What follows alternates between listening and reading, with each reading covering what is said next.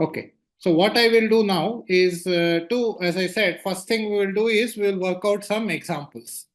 Okay. I will also have to answer a couple of questions, which is there, but I will first but before working out examples, let us see that this theorem is actually, maybe we will work out examples, and while doing that, we will do this. Okay. So is there a place for here? Okay. No. Let's maybe go to the new page. So examples. Okay, what are in the particular example? So what we have seen is the following, that, maybe it is right here. So what we have seen is that if we take an irreducible and aperiodic Markov chain, okay, if we take an irreducible and aperiodic Markov chain, then there is this pi, which is the eigenvector of p star, and p to the t ij converges to pi j for all I and j. Okay. So, and the way to find pi is, so this pi, I did not say it, pi is called the stationary distribution, okay, of the Markov chain.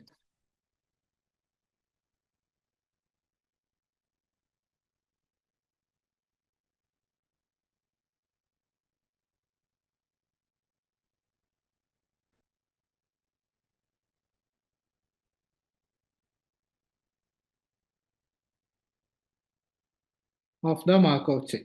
Okay. And so the way to find it, so the conclusion is p to the ij converges to pi j, but how to find these numbers pi j's? You just compute the eigenvector of p transpose corresponding to eigenvalue 1. In other words, you have to solve these equations. These are called the equations for the stationary distribution. If you solve these equations, then you will get the pi. Of course, solving a linear system of equations is not always easy. In fact, it's a bit of a pain. So, but in principle, you always solve this, and but most often we cannot solve it like that. So that's the problem. So the conclusion about this is that p to the tij goes to pi j, and the way to solve it is this. So we find it. So solving for it,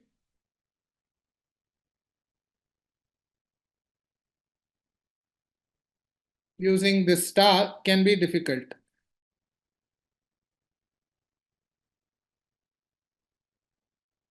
I mean, numerically it is okay. If you have an actual P and then you can take its transpose, find the eigenvector on a computer, that's okay. But analytically, I mean, just by hand, it would not be possible to find explicit form usually.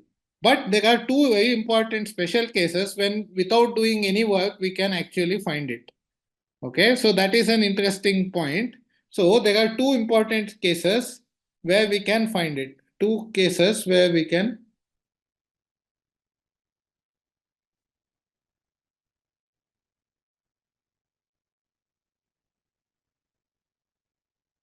find this pi easily.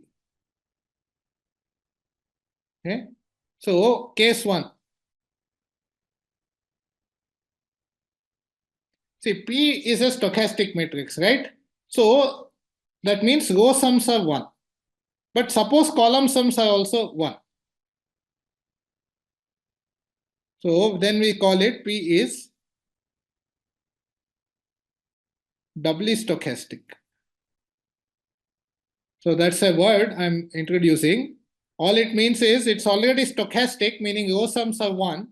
So it means row and column sums are 1.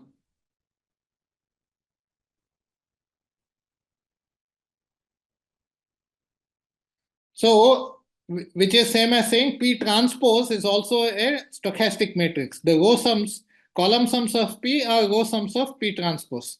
So what happens when P transpose row sums are 1? What is the eigenvector corresponding to the eigenvalue 1? Then you just have to see that pi j is just constant. If you take 1, 1, 1, 1, 1, suppose what does, if I, in these equations, look at this equation, suppose I put pi k is equal to 1. Then what do I get? Is it satisfied?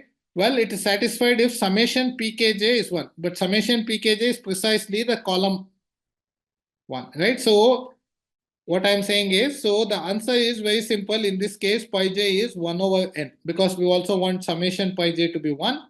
Pi j is 1 by n for all j. That satisfies. It's the same, because for p, we know that p times 1, 1, 1, 1, 1 will give us 1, 1, 1, 1, 1. But P transpose does not necessarily have 1, 1, 1 as an eigenvector. But if the column sums of P are 1, then the P transpose is stochastic. Therefore, it also has the same eigenvector. And since we want pi j's to sum to 1, we will normalize it to 1 by 1, 1 by n. So, uniform stationary distribution.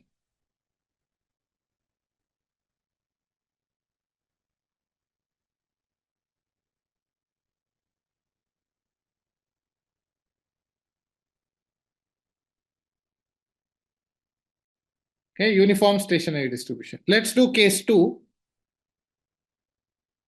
So that is one simple case. When column sums of P are 1, we don't actually go on solving this system of linear equations. We can directly write down the answer. So case 2 is this.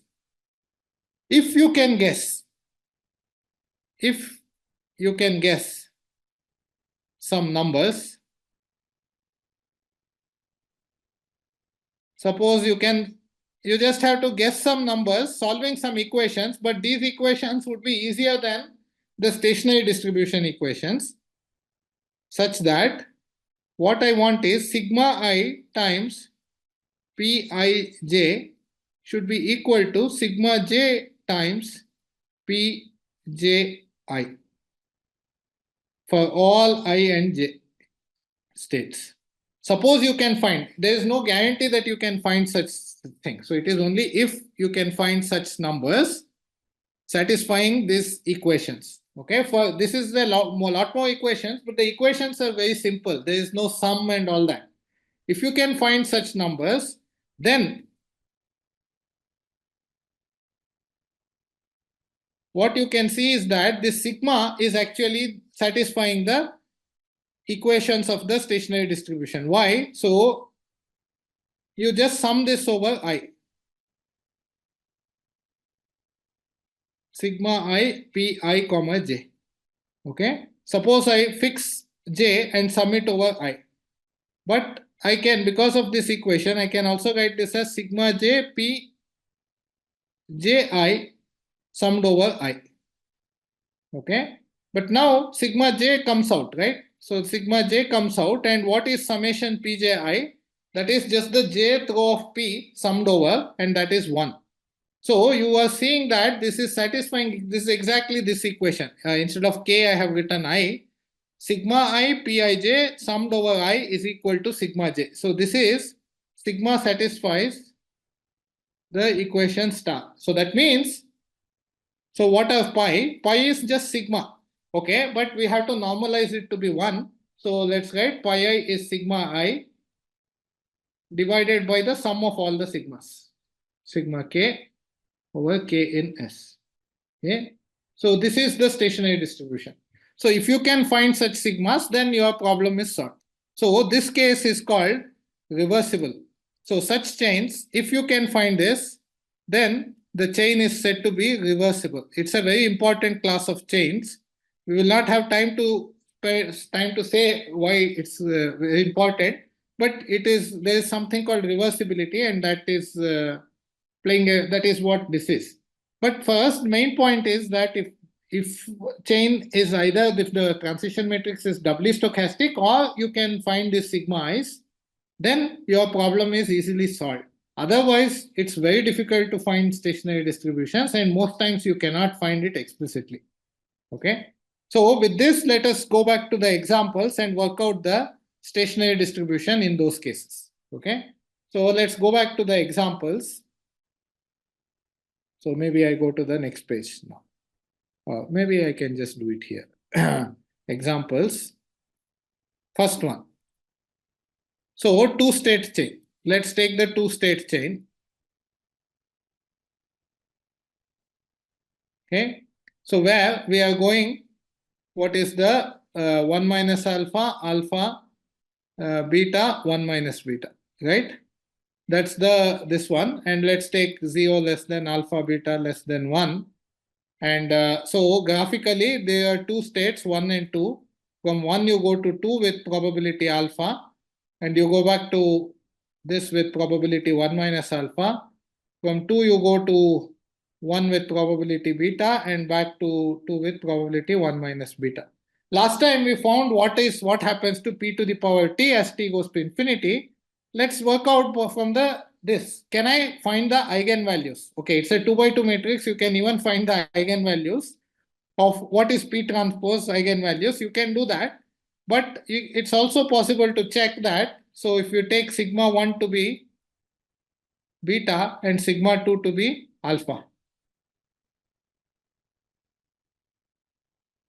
Okay, then I'm claiming that it is going to satisfy these equations. This sigma I Pij equal to sigma j Pji.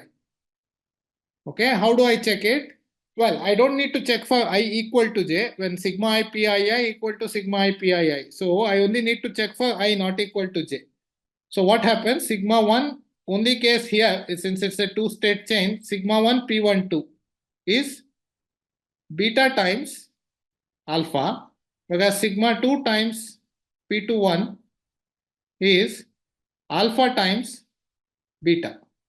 That's all I need to check. So these are equal, hence reversible. Hence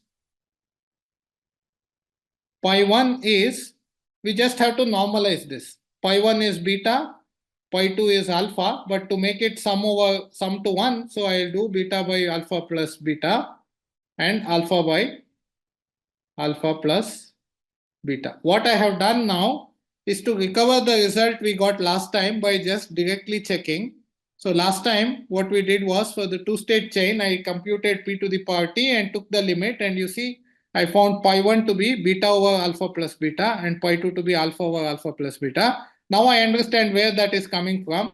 It is actually coming from, it's the eigenvector really of p transpose, but which we solved by checking reversibility. Okay, so this is one case, simple case which we already knew. But let's go to the cases where we did not already know. Simple random walk on a graph.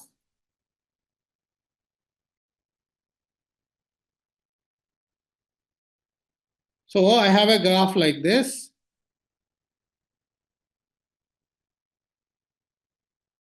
So let's take, let's take a simple graph like this, 1, 2, 3, 4. Okay, so these are the vertices. So in general, you remember simple random walk on a graph. What is the, if the graph has vertex at V and edge at E, then the transition probabilities are given by Pij is 1 over the degree of j, degree of I, if j is adjacent to I and 0 otherwise. So in other words, P12 will be half, because there are two edges from 1. P12 and P13 are half, whereas from 3, there are 3 places to go. P31, P32, P34 are all equal to 1/3. Okay. So in this case, what is the stationary distribution? Again, trying to solve this eigenvalue equation will be difficult. What we will do is we will find this sigma is satisfying sigma I Pij equal to sigma j Pji. Okay. So question is, so try to guess. Can you find sigma I numbers, sigma I, such that sigma I times Pij will be sigma I Pij equal to sigma j Pji for all I and j. Can we find some such numbers? Okay, anybody with a guess for this? What can be sigma I to satisfy this thing? If anyone has a guess, go ahead.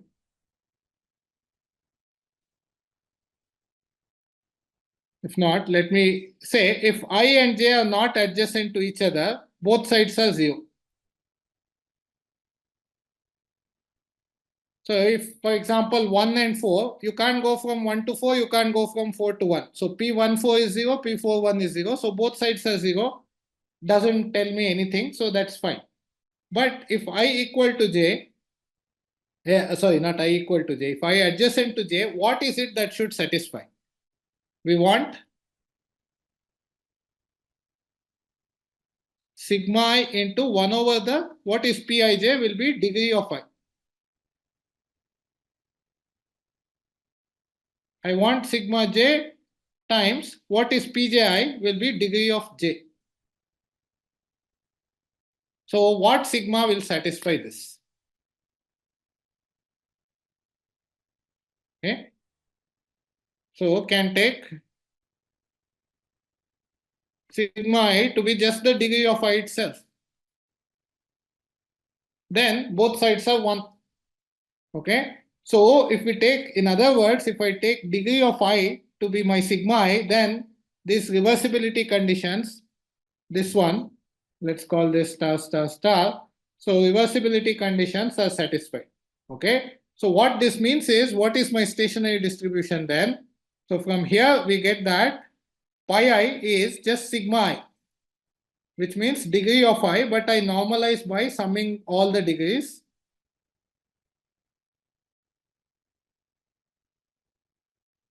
This is my stationary distribution. Means it spends more time where the degree is higher and less time where the degree is lower. Let's go to the example in the simulation and see it. I have worked it out now just in the break. So here there is an example. Okay, so let's do this random graph. So let's do this. So I just do a random graph. Yeah, so okay, so I mean not random graph, sorry. So there is some graph. So this is the graph with 6 vertices and these edges. Now what I have done here is I have run the Markov chain for 1000 times. Okay, I have run the Markov chain 1000 steps, and I actually keep track of how many times it visited each vertex, and that answer is given here: 92, 251, 155, 151, 164, 188. And here what I have actually calculated is the degrees. According to degrees, what do I expect?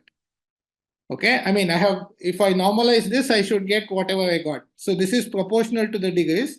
And you see they match very closely: 92, 100, 251, 250, 155, 150, 151, 150, 164, 188, 200. So it's actually showing you that this actually works. So the Markov chain spends more time. For example, here, second vertex has a lot of degrees: 1, 2, 3, 4. Whereas vertex 6 has small degree. Okay, 2 only. Okay, so and so on. So this is what we are seeing. Okay, so this is what we are seeing. Anyway, so this is working in this case. So just to show that it works actually. Okay, so in a graph, you'd spend more time in high degree vertices. In this graph, for example, the stationary distribution will be proportional to degree. Here is 2, here is 2, here is 1, here is 3. That means the probabilities will be 2 by 2 to 4 to 7, 1, 8, 2 by 8, 3 by 8, 1 by 8, and 2 by 8. So if you run the Markov chain, 1/8 of the times it will be at 4, and 2/8 of the times it will be at 2 or 1 and 1, and 3/8 of the time it will be at 3. Most time is spent at 3. Okay, so that's what this Markov chain is doing. Okay, okay. So let's do one more example, or maybe two more examples. Ehrenfest chain.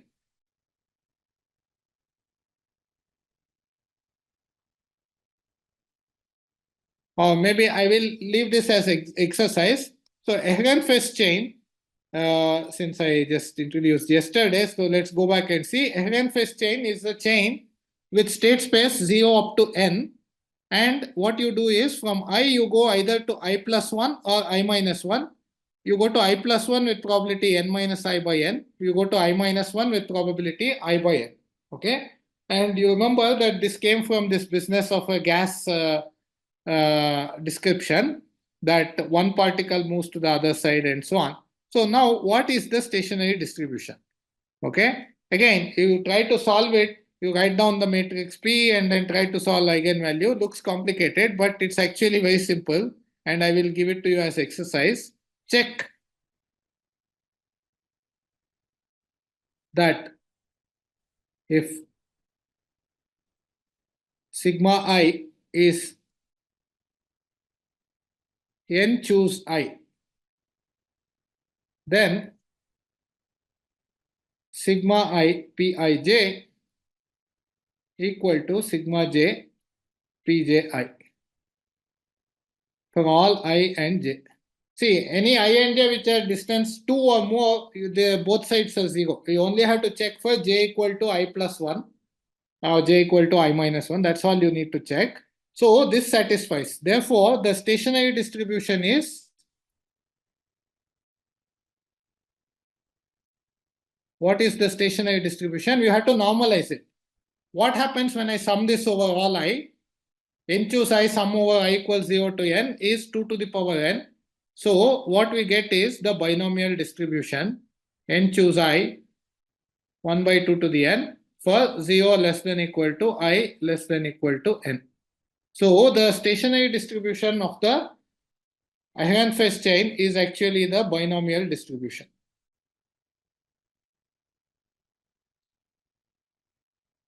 N comma half distribution.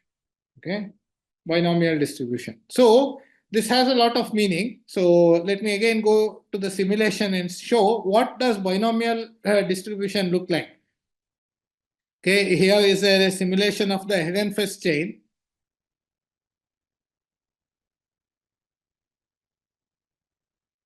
So what happened? So here there are n is 40 states, and I have run the chain for 2000 steps.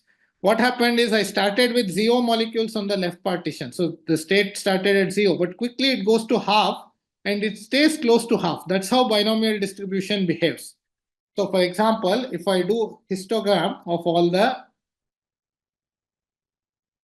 yes.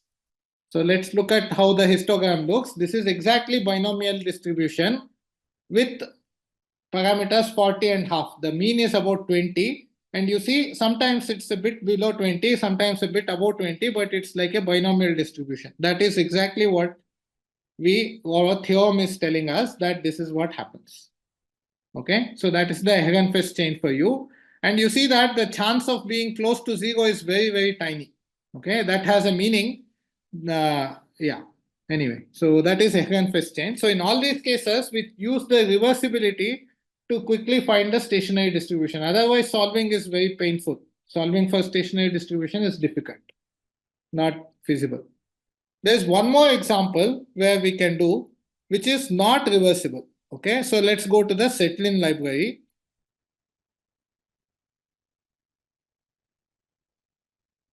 I will not write the definition again, but go back to that page and show you the definition. What happens in the Zetlin library? Zetlin library was this card shuffling or book shelf algorithm. You may remember. What happens is there are K books in a shelf. You pick a random book and then you will put it at the front and then push everything to the, so it is what is random to top. So you pick in card language, you pick a random card and move it to the top. The state space here is the collection of all permutations of 1 to up to k. So it has k factorial many elements. And the transition matrix is like this. P pi sigma is 1 over k if you can go to sigma from pi by a transposition of the form interchanging 1 with some I. Means some book I, some ith book comes to the first. So you have to do that transposition. Some book comes to the front. So this is the transition matrix. So this is not reversible. Okay. Why is this not reversible? It cannot be reversible. I mean, so this is an important point. So why cannot it be reversible? For reversibility, you have to find sigma I Pij equal to sigma j Pji, which means that, assume let's say sigma is a positive. If Pij is positive, then Pji should be also positive. That is, if you can go from I to j, you should be able to go from j to I. But that is not possible in the Zetlin library. For example, the book here can come to the front, but the book in the front cannot go to the back in one step. That's not possible. It takes many steps for this book, because in the next step, this book will be either here or one step behind. So it's not reversible. However, it is doubly stochastic. So it is easy to check. Again, I will leave it for you to check. If you understood the definition, then there is nothing really to do. Okay. So check that. If you understand that definition, then it will be straightforward. P is doubly stochastic.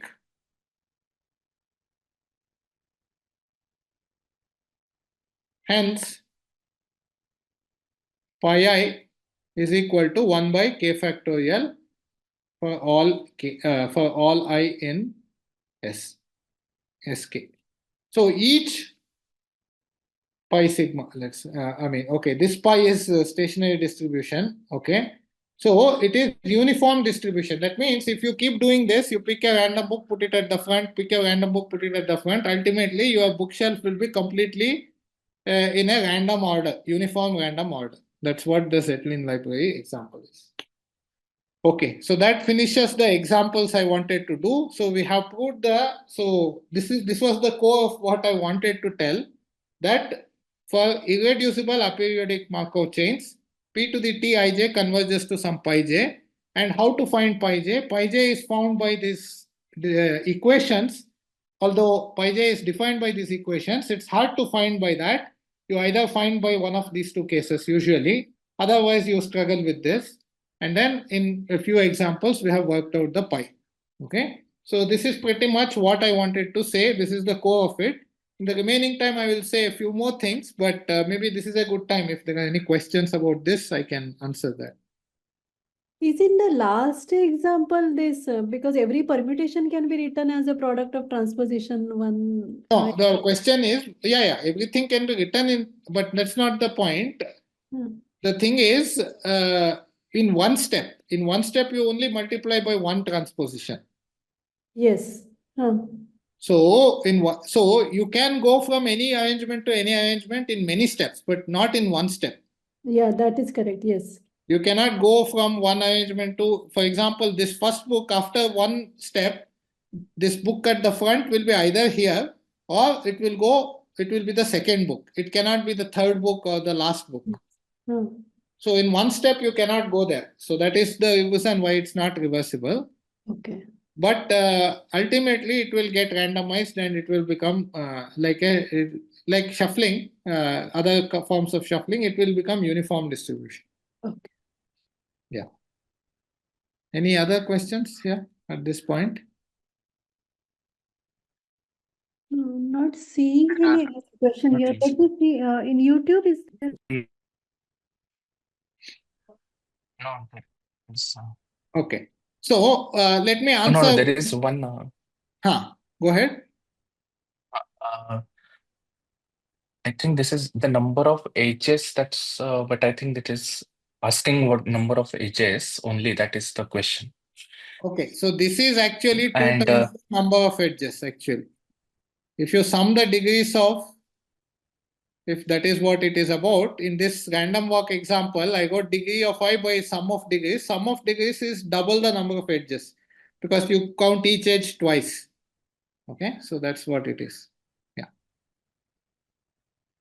What's the other question? and another is you mentioned that iron-fast chain is periodic. Then how does it have a stationary distribution?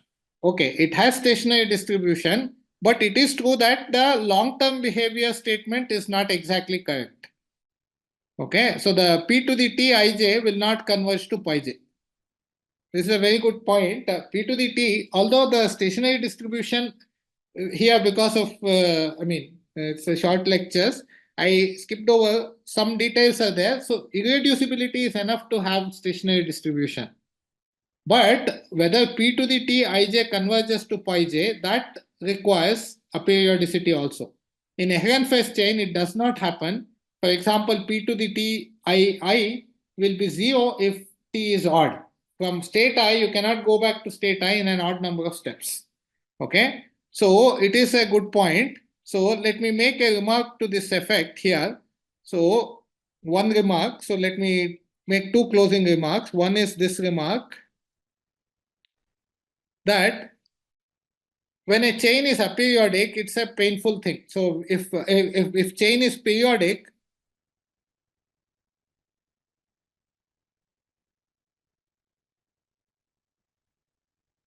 what we do is you can go to another form, which is let's call it R, which is, let us say, half of identity plus half P.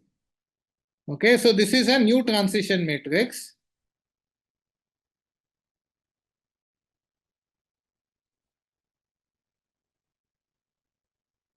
What is the meaning of this? So in other words, this one RII will be 1/2 RII will be 1/2 plus P 1/2 PII. So in particular, it is strictly positive because of the half, and Rij will be half of Pij when I not equal to j. So what is the point of this new Markov chain? What it is doing is like this. If your original chain, what you do is, this is what is called the lazy version of the chain. Okay. It is lazy. In other words, first you decide, you toss a coin with probability. So this chain tells you to go from I to j. But you toss a coin. If it falls head, you say that I'm too lazy to move, I will stay where I am. Or if it falls tail, you take the step that is to j. Okay, so that is what it means to say lazy chain.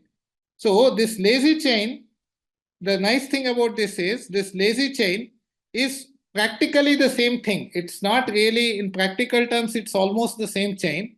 It has the same stationary distribution as P.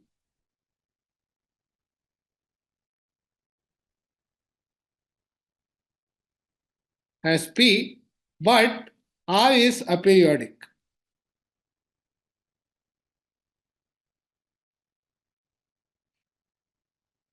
See, in other words, you are modifying your Markov chain. It's not the same Markov chain, but what you are doing is, you are half the time you toss a coin and say, I won't move, I will just stay here. But it behaves in all other ways. It just means it takes double the time to get to anywhere. That's all. But because half of the times you will stay wherever you are.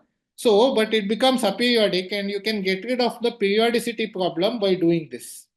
So that's what one does. So even though Eigenfest chain itself is periodic, slightly, if you introduce the lazy version of the Eigenfest chain, where you toss a coin and with probability half you stay where you are, then you become aperiodic, and it will have exactly the same stationary distribution. It will not change the stationary distribution, because the eigenvectors, eigenvalues of R are same as the eigenvectors, eigenvalues of P. I mean, that's what happens. Wow. I mean, kind of, sorry, not exactly the same. One, for the eigenvalue 1, the eigenvectors are same. Yeah. So that is one way. It's a good question. So second remark, somebody had asked this question. If P is irreducible, as I'm always assuming,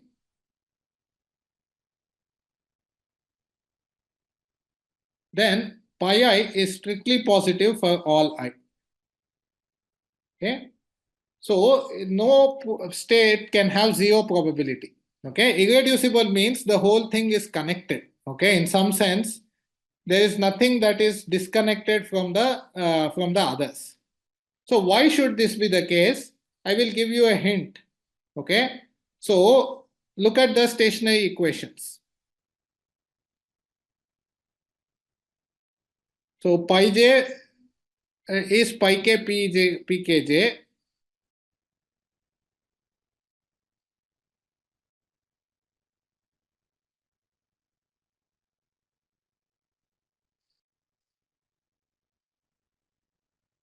Right, for all j.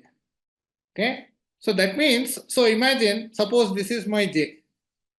If one of these three, okay, so if one of the three neighbors, here I'm illustrating with the example of a random walk, but if one of the three neighbors have positive pi k, suppose pi j is 0, then these three also should have pi equal to 0, right? I mean, if pi here is 0, then this should be 0.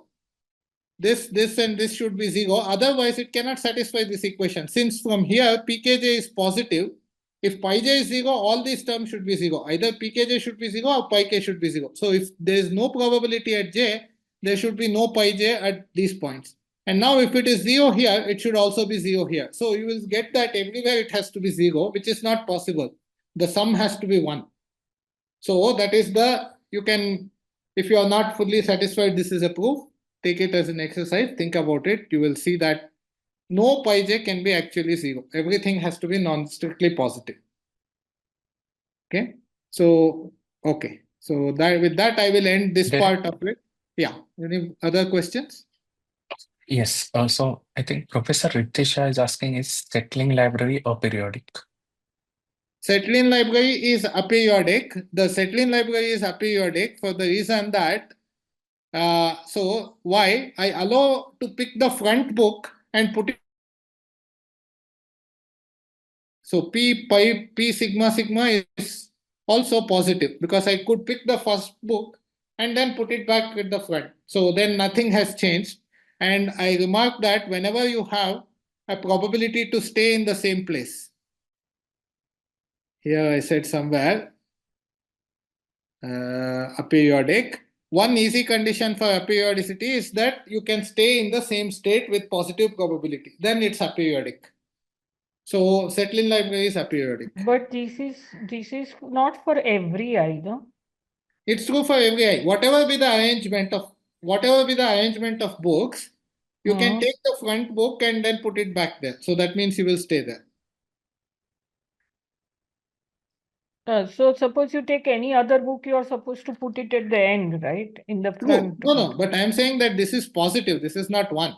So why? I mean, with probability. So I'll pick one of the books at random, right? So I have 10 Yeah. books. So I can pick the front book with probability 1/10.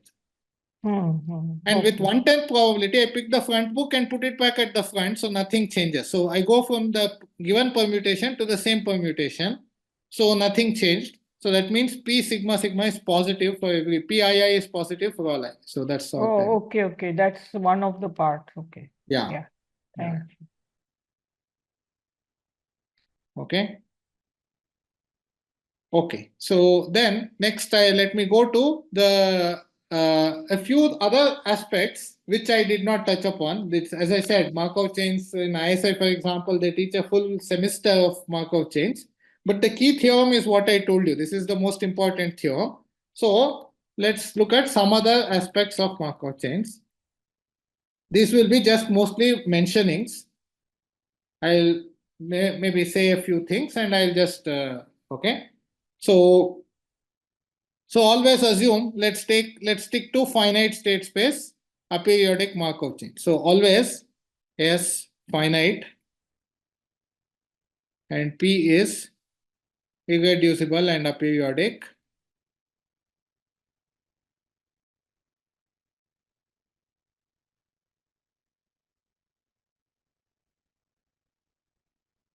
And pi is the stationary distribution.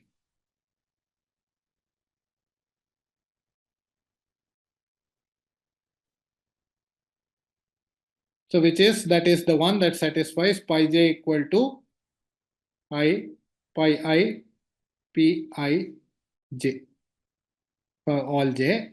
That is one. And we know that p to the t I comma j converges to pi j for all j.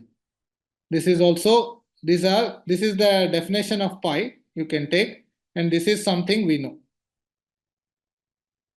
That was the important conclusion we had. So let me now state first. So I want to tell a few aspects. One is still in the long-term behavior business. So one of them is, I will call it law of large numbers for Markov chains. For this setting, what is it? So the statement is as follows. Take a function from the state space to real numbers. That means at each state there is a value. Okay, at each state there is a value. So what you do is you take the sum of these values as the Markov chain moves. At time 0 it is at x0, at time 1 it is at x1, and so on, and you do it up to time t, f of xt, and you divide by t plus 1, which is the number of summits. So the claim is this converges almost surely, whatever that means. If you don't know what that is, forget it. It converges to a particular number, which is just the stationary average of this. F of I pi of I used to write pi sub I, so let me write it like that, f of I pi I. So what is this saying? As you pass through the chain, if you average the values of the function as you at each step of the chain, wherever you are, you pick up that value and you average how much you get. That long-term average is equal to the expected value with respect to the stationary probabilities. If you take the stationary probability distribution, this is the expectation of f of I pi I. So this is saying that the time average converges to the space average with respect to pi. So this is what this is called ergodic theorem for Markov chains.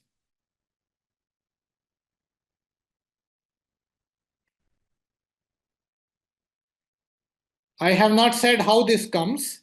It is not something I will tell, but the reason I mentioned this was actually one of Markov's first motivations for introducing Markov chains. Not so important for us necessarily, but the thing is, in his time, some people claim that, if you have taken a basic probability course, you would have seen weak law, strong law for IID random variables. When you have IID random variables, when you take the average, that converges to the expected value. And some people used to claim that independence is essential to have law of large numbers. And Markov did not believe that independence is essential. And he constructed this whole business of Markov chains to give at least one example, one class of examples of dependent sequence.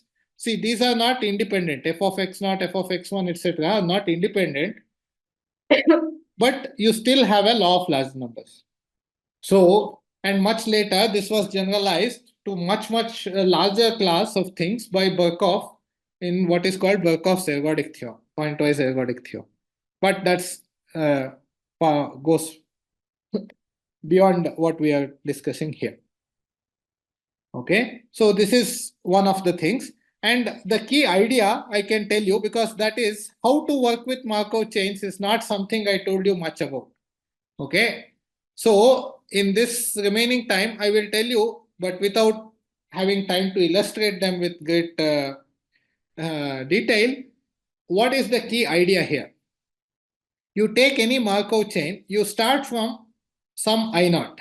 Okay, so you wait till you come back to I naught. So the Markov chain is doing some, I mean, it may go back here, it may go here, it may go here, and it comes.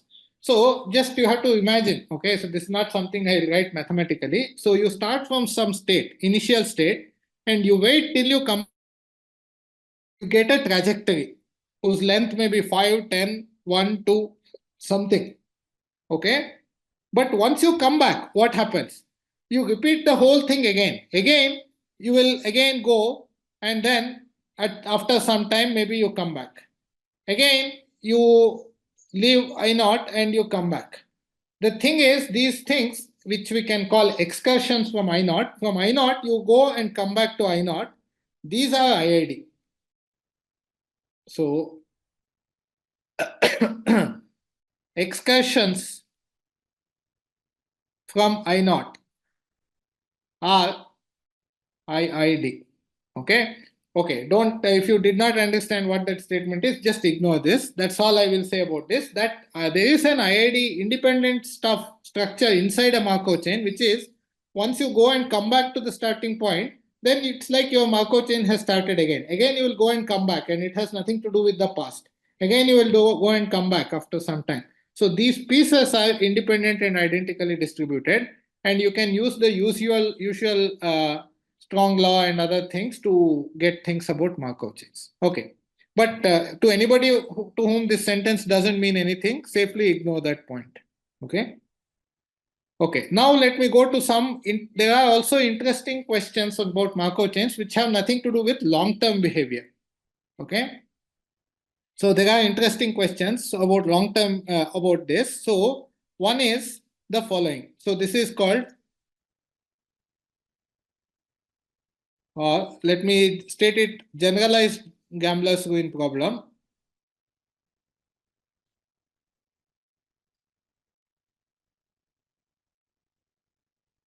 Okay, so your Markov chain, I will write it schematically first. So this is your whole state space S, and I will fix a bunch of places. So these will be some A. Okay, so A is a subset of vertices. A1, A2, A3, and maybe dot dot dot up to some AK. So A is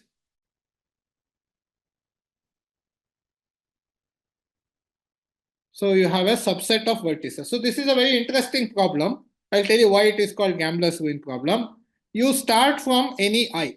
Okay. You run the Markov chain. So let me write the description. Run the Markov chain from I, starting from I till you hit A. That means till you hit one of these vertices. The Markov chain keeps running. So maybe it will do some, it will be roaming about, and ultimately here it hit A3. Okay. So what is the gambler's ruin question? Okay, when it hits A, okay, it will hit A for a reason that I will leave that for you to think, but it will hit A. So that time, let us call it time when it hits A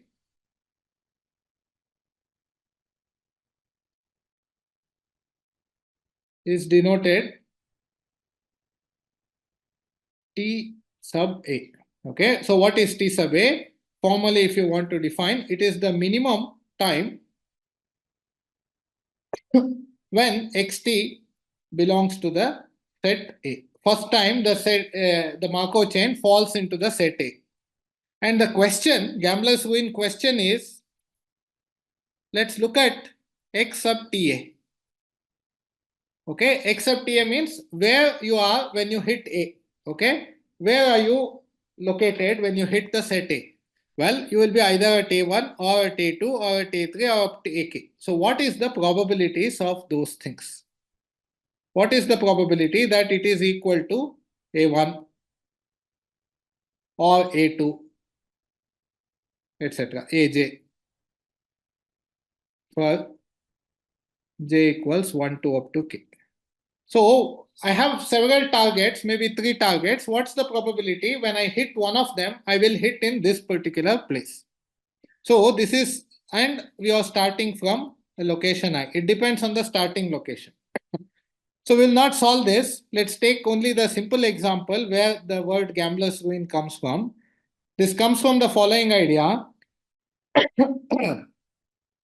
that you take an example. This example is, I am introducing a Markov chain, or it's a simple random walk on this graph. Okay. So this is not a Hagenfest chain. The state space is same, but it is not a Hagenfest chain. It is simple random walk on this graph. So consider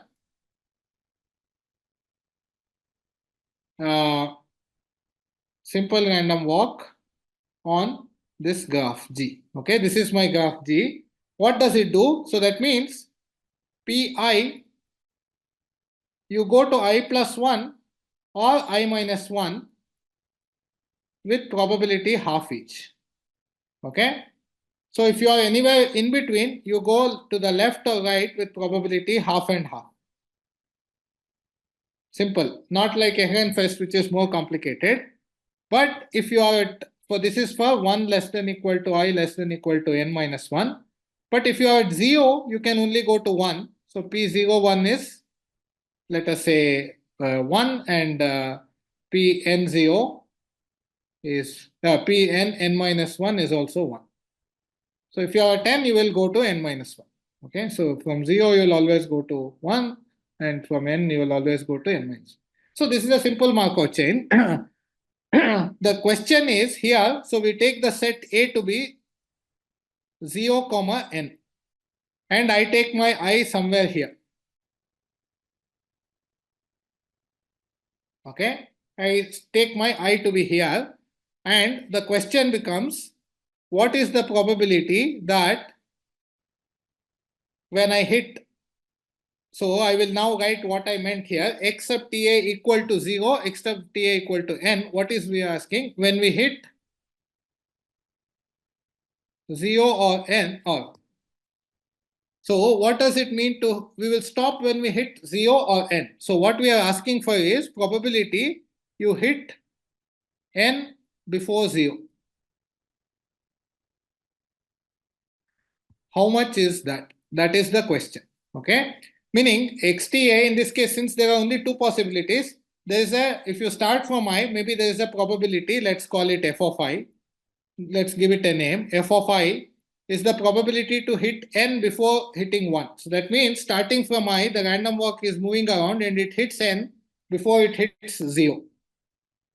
That depends on the starting point. If you are closer to n, you are more likely to hit n before 0. If you are closer to 0, you are less likely to hit n before 0. Okay. That is the probability I would like to find. And why do I care for this number? It has this gambling interpretation, which is that I go to a casino with I rupees. I have I rupees of money. Okay.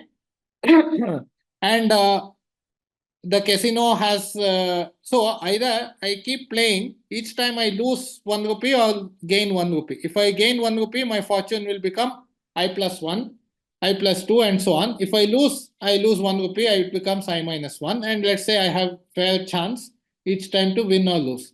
When I hit 0, then I have lost all my money, I have to stop. Or there is a capital N. If you hit that much, the casino will kick you out. They don't want you to make any more money. So this is $1 million, 1 million rupees. I don't know, maybe dollars is better. So this is 0. Okay. So you will either stop playing when you hit $1 million or when you hit when you are bankrupt.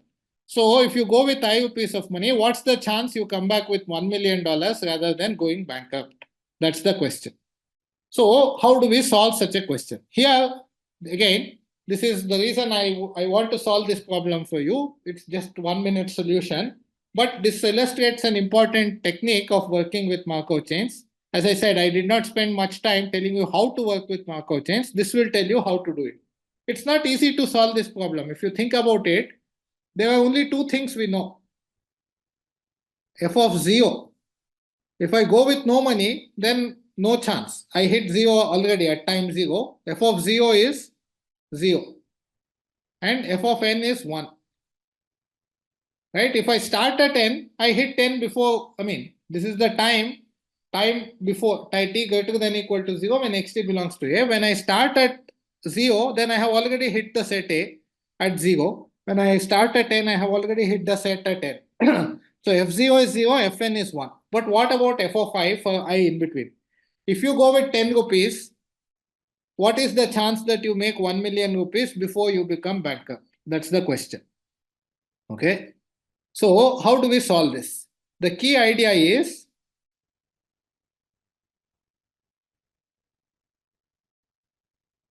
condition on first step.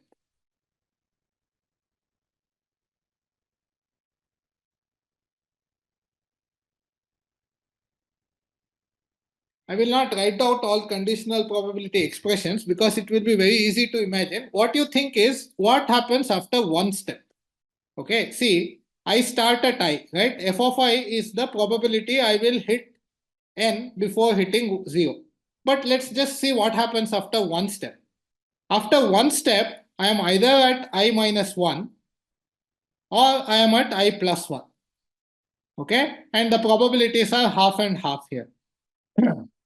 Now, if I go to I plus 1, what is the chance that I make a profit? I go all the way and hit n before hitting 0. Okay, what is that probability? So if I go to the right, then the probability of my good event is in fact f of I plus 1. Right? Because if I am at I plus 1, the chance of hitting n before 0 is f of I plus 1. But on the other hand, if I go to the left, then I am at I minus 1 and the chance of my hitting n before 0 is f of I minus 1. So we have to solve these equations. So we have to solve, I have the boundary conditions and I have a difference equation. This is for all I which are not 0 or n. This is only for I equals 1 up to n minus 1. For 0 and n, this equation does not make sense because next step is irrelevant. You already have hit the set. Okay, so how can we solve this equation? Well, it's very easy in this case. In general also you can write similar equation for any Markov chain, but you won't be able to solve it. This equation is easy to solve because if you rewrite, you will see f of I plus 1 minus f of I equal to f of I minus f of I minus 1. If I just transfer it, multiply by 2 and transfer this way, that way, you will see this. So that means the differences are constant. So if you take this with the boundary condition, this and this together will tell us that f of I is nothing but I divided by n. Okay, just cross check. When I is 0, this is 0. It is okay. When I is n, it is 1. That's also okay. And does it satisfy this equation? Sure. I plus 1 by n, I minus 1 by n. If you average, you will get I by n. So this is satisfying. So this is your chance. If you go with 10 rupees and you wait till you make 1 million rupees, then your chance of your actually making it is 10 over 1 million. Okay, so that's the gambler's ruin problem. So in general Markov chain, you can write a very similar equation, and the key idea is condition on first step. Condition on first step. So you will get some equations like this, but you will not be able to solve it. That's the problem. So in a general Markov chain, you can write such an equation, but you will not be able to solve it. So for a general Markov chain,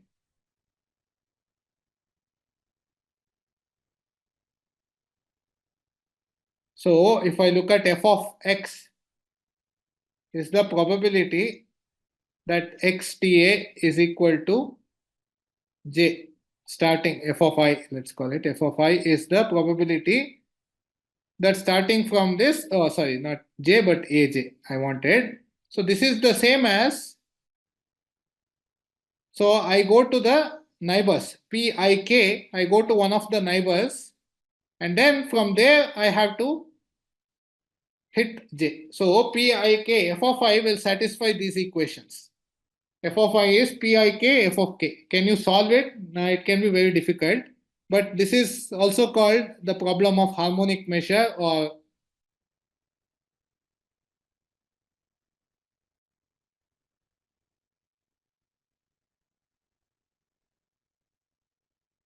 okay, that's a name given to it, but I will leave it at that. The one-dimensional problem is easy to solve, but in general you will not be able to solve it explicitly because these linear equations are not easy to solve. Okay, that is one kind of problem which is of great interest actually. Okay, so maybe I will tell the next one and come back to this and tell you something interesting if I have a couple of minutes. Third one is, how long does it take? This time it takes, so look at TA.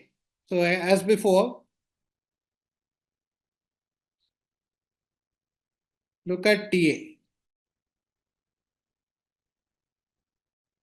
which is the first time I enter the set A, belongs to A. Even simplest is take A to be a singleton. Okay, so just some vertex J, then we call it Tj is the hitting time, first time Markov chain hits J. So what is of interest is how long it takes. So one question of interest, it's one question. Earlier we asked what is the, when it hits, where will it hit? But now what is the time it takes to hit? That is an interesting question. If I start from state I, how long does it take for me to hit state J? Can I calculate such things? Okay, I start somewhere. For example, in the gambler's ruin problem, I start at I. How long will the game go on before either I become bankrupt or I hit the jackpot? Okay, so it's an interesting question. Starting from I, how long does it take to hit state J? And it's a hard problem. In general, it's hard, but one answer, which I will tell you for a reason, because then I can tell you something interesting about the Herrenfest chain, is that EI, TI, I don't have the, okay, so I will write here TI plus. Okay, what is this? This is the next return.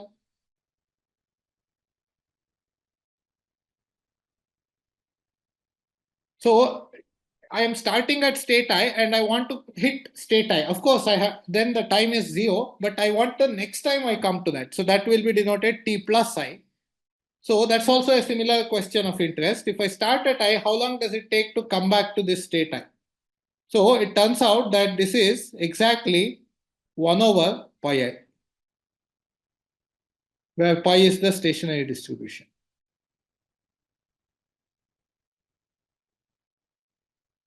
Okay.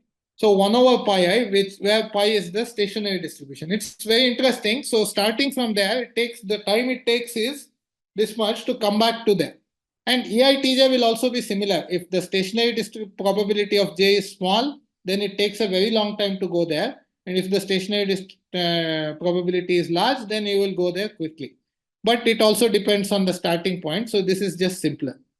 So how is this useful in the Ehrenfest chain? So let's just do one small point there in the Ehrenfest chain. So this I have not told you why this is true, but let's do it in the Ehrenfest chain.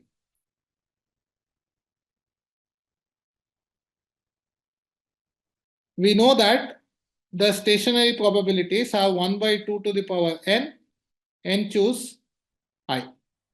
The binomial for I equals 0 to n. Okay. So if I start at, so let's first take I equal to 0.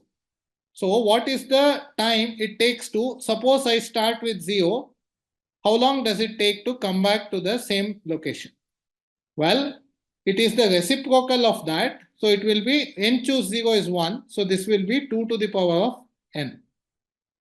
Okay. Let's also do another case, I equal to n by 2. Okay, if n is even or close to n by 2. You take the integer part or something like that. Okay. Then how big is the return time? Well, it is 1 over 2 to 1 by 2 to the n choose n by 2. Okay. Now it turns out that it's a very basic calculation. This is approximately, so this is using Stirling's formula, if you know what that is. Or if some of you are from statistics, you would know binomial in the middle, what is it? This is normal approximation to binomial. This is approximately square root of n, okay, with a constant square root of n. So we see there is a stark difference. If the number of gas molecules, here we are asking equal number of gas molecules on the left and right in the Ehrenfest chain, then to start there and come back there, it takes about square root of n time. Whereas if you start with no molecules on the left partition, to come back to a state where you again have no molecules, the expected time is 2 to the power n. Now you will only appreciate it if you put the number n, which is realistic, which is 10 to the power of 23. Physicists tell us that there are approximately in a room, there may be 10 to the 24 molecules and so on. So let's make it 10 to the 24. Okay, anything. So now what is this? This is 2 to the 2 to the 2 to the 10 to the 23. That many moves are needed. Whereas this is 10 to the something like 11 or 12. Now each move may be taking a nanosecond or something. Then this will happen if each thing is, then after 1000 seconds it will be okay. But this one we will never see it in your lifetime. So this is very important. This is the reason why nobody suffocated ever. That if you wait for a room, statistical physics says that ultimately the situation will come where all the air is on the right side and nothing on the left side, but the time it takes is humongous. So this Ehrenfest chain that way was important in clarifying certain paradoxical looking things in statistical physics.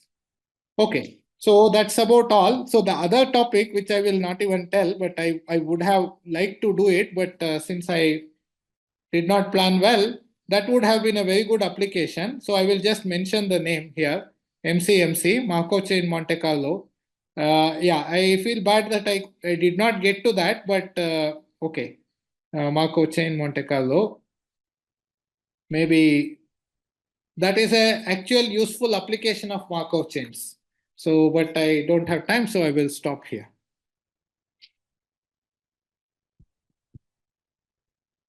So there are few questions are there Yeah, in chat. sure. So in the, okay, so Q&A, right? Okay. Yeah, let me see what happened here. Ah, 1 second. You have Yeah. already taken till Sneba Elizabeth Thomas. So below that. That is the question I answered in the lecture. Yeah, We last time. have 0 or 1. Yeah. Yeah. So the next one, other than stationary distribution, are there any other interesting aspects of a Markov chain to be studied? So I just now told you a few of them. So you asked just before I started that topic, I think. So these are some of the interesting questions, like hitting times, or you can also ask something else called cover time. I start a random walk on a graph. What is the time till I hit all the vertices? How long does it take till I hit all the vertices? So they are interesting questions and people have studied. But a very important question is mixing time, which is what I did not get to. Okay, mixing time is an important time. Okay, but okay, what is Markov's ergodic theorem and how it generalizes Markov's condition? Okay, I will not explain this, but Markov's ergodic theorem is generalizing instead of the Markov chains. There is a much wider class of processes for which you prove law of large numbers. They are called stationary ergodic processes. Yeah, so it's not, I cannot explain it right now, so I will not answer, but you can look it up. If you type Markov's ergodic theorem, you will find this. In the finite states, infinite state space case, what is the fundamental theorem of Markov chain? Then again, it is true that if you have irreducible and aperiodic, you have something like stationary distribution, but the sum of probabilities may be infinity, meaning you may not be able to normalize it. So there are a few issues, which is why I did not touch upon the infinite case. But it is true that for a lot of infinite Markov state Markov chains also, okay, if you go to infinite state space and stick to what are called positive recurrent Markov chains, I will not explain it here, but there is a subclass of infinite, I mean irreducible aperiodic, but in addition assume what is called positive recurrence. Then more or less the same theorem is true that p to the t I comma j converges to pi j for all I and j. That is true. But there are other situations of not positively recurrent and stuff like that. And positive recurrent is the case, it just means that starting from anywhere, the expected time to come back to that same point is finite. If that is so, then we call it positive recurrent. Positive recurrent chains behave very much like finite chains, but other chains are a bit more annoying. And yeah. Okay, so those are all the questions here on the chat. There is one more in YouTube. I will read it. Yes. To be a martingale, does a Markov chain has to be irreducible? No, martingale is different than Markov chain. So martingale is completely different. One can have martingales inside a Markov chain, meaning one can build. So martingales, first of all, are real valued. Markov chains can take values anywhere. So suppose, so here we said something like this. So suppose f is a function from S to R, okay, such that expectation f of x t plus 1 given x0 up to xt is equal to f of xt. Then we say that f of xt is a martingale. Is called a martingale.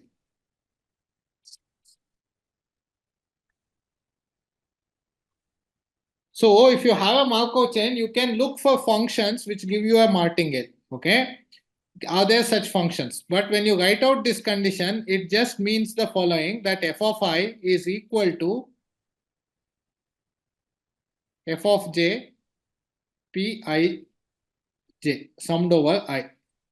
Okay, f of I is f of j p I j summed over j. And if you see, that was exactly the harmonic condition that I got here. This was for the gambler's ruin problem. So this is an example of a martingale. This f of I is the probability to hit j before hitting the other points of A. that is an example of a martingale. I mean, that's satisfying these equations, but only for I not in the set A. So generally martingale condition is something like this. Now, martingales are useful in studying Markov chains. Can be, if you find some martingales, then you can use theorems on martingales to study Markov chains.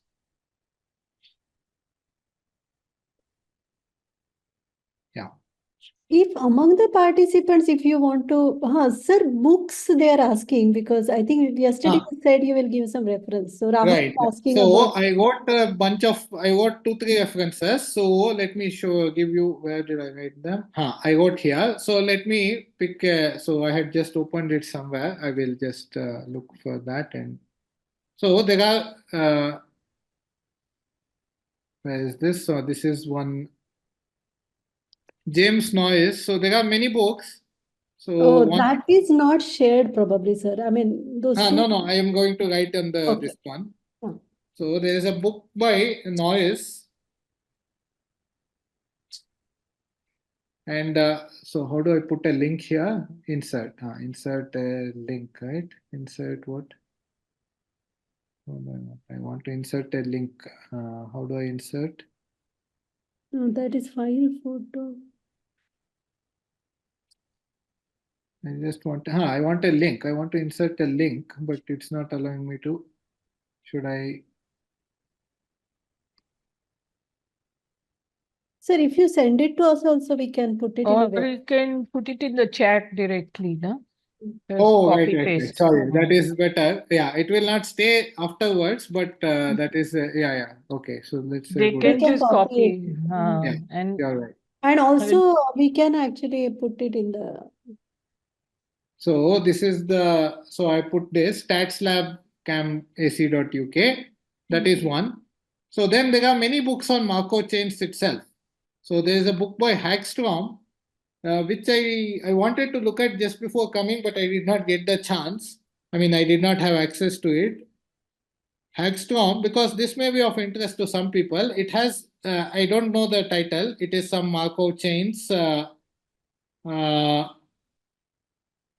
And some algorithmic applications or something like that is there. Okay, I mean, don't take the title exactly. I mean, something like this is there, and you can, if you search for it, you will find Ulle Hagstrom. So it could be of interest to applications and so on. Particularly, I didn't get to Markov chain Monte Carlo. That would have been good application of Markov chains to simulate from various distributions. So there are many distributions from which simulating is very difficult, and Markov chain Monte Carlo is a method of using Markov chains to simulate from some distribution. Okay, so that is to just say it in one line. For example, think of, you want to consider all let's say 10 by 10 matrices whose entries will be 0 or 1, but all row and column sums should be 5. Let's say you consider all 10 by 10 matrices, the entries are 0 or 1, but the row and column sums have to be 5. That means 5 ones in each row, 5 ones in each column. Now, it's difficult to tell how many of them there are, what are all the, how many of them there are, what are all. But suppose I want to draw one of them at random. There are some of them, and I want to draw one of them at random. How do I do that? It's not even possible to write down the set properly. I don't know how many are there in it, but Markov chains allow us a method of picking one of these at random without even knowing what the full set is properly. We can do that. So that is what Markov chain Monte Carlo is very useful for. There is another comment. Yes. Thomas, thank you for explaining this so clearly, sir. Could you please share your contact information and your website link that we can anyway put? Could you share some insight into Markov decision process? No, I mean, not really. Markov decision process is something further beyond Markov chain. Here, Markov chain is already running. Sometimes what happens is something is trying to run like a Markov chain, but you take further actions. So I cannot really share any insights here, but it's a whole subject in itself. You have to study it. A lot of people in India study Markov decision processes and even more things, or even things like hidden Markov chains, stochastic control, various controlled Markov chains, various things are there. Sometimes what happens is there is a choice of two chains, P and Q. There are two transition matrices and you can choose which one to run next. Okay, so the Markov chain is sort of going to run.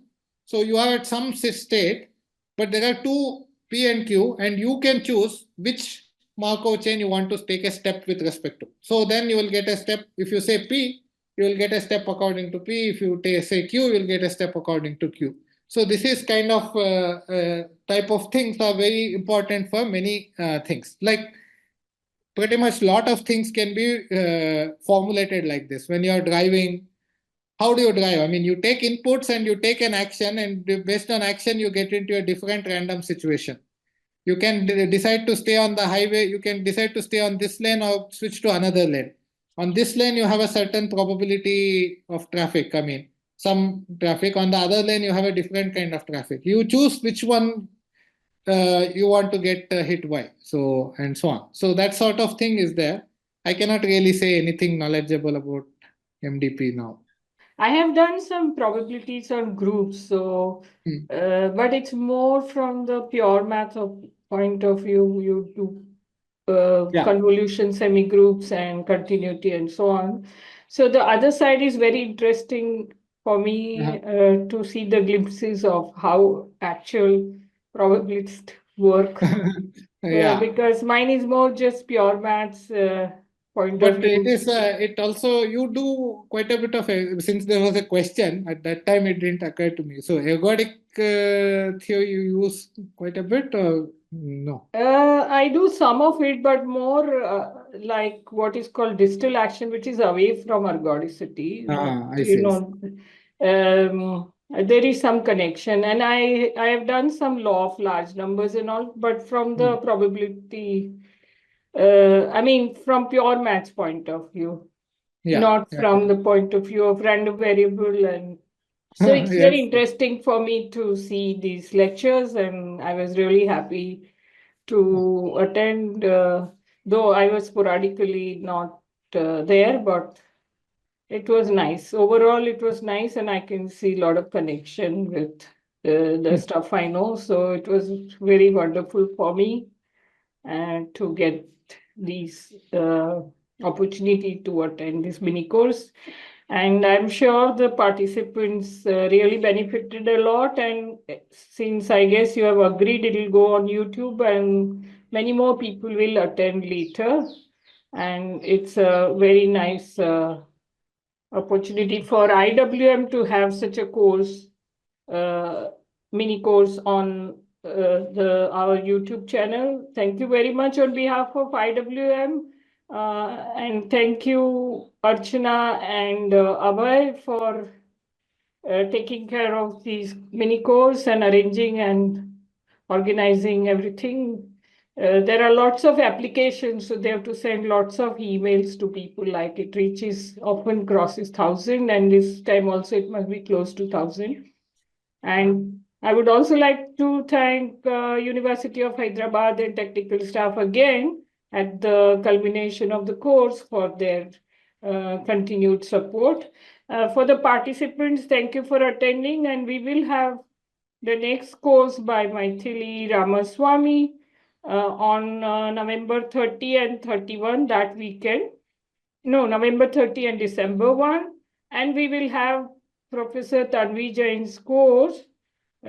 She's from ISI Delhi in January, which will keep you posted. Please visit our IWM website for more information on our activity and these mini courses. Thank you very much. Thanks, Riddhi, for your all support. She's always there. We'll just message her and she was always reaching. And thanks, Manjunath. Yeah, no, thank you for having me. Yeah. Abhay will formally do thank you and conclude the ceremony. Sure. Okay, on behalf of IWM and UOH, I would like to thank all participants for attending this mini course, either on Zoom or YouTube. We are really thankful to Professor Manjunath for kindly accepting our invitation. He has delivered a wonderful and insightful lectures characterized by several examples accompanying the theory part. We are sure that participants have gained insights and motivation from these lectures. We wish to extend our gratitude to National Board for Higher Mathematics and the Committee for Women in Mathematics for their generous support funding this course. We acknowledge the invaluable guidance and support from IWM Chairperson, Professor Riddhi Shah. We are also thankful to Professor Ambar Habib for his support and suggestions. And we are thankful to our technical assistant who has given our technical assistant, Vinayak. So as already Professor Riddhi Shah has mentioned, there are two more mini courses lined up, one by Professor Maithili Ramaswamy, which is on 30th of November and December 1, and other by Professor Tanvi Jain, which will be in January 2025. So do watch out for the announcements on IWM webpage. We encourage participants to join for these mini courses and spread the words. Thank you, everyone.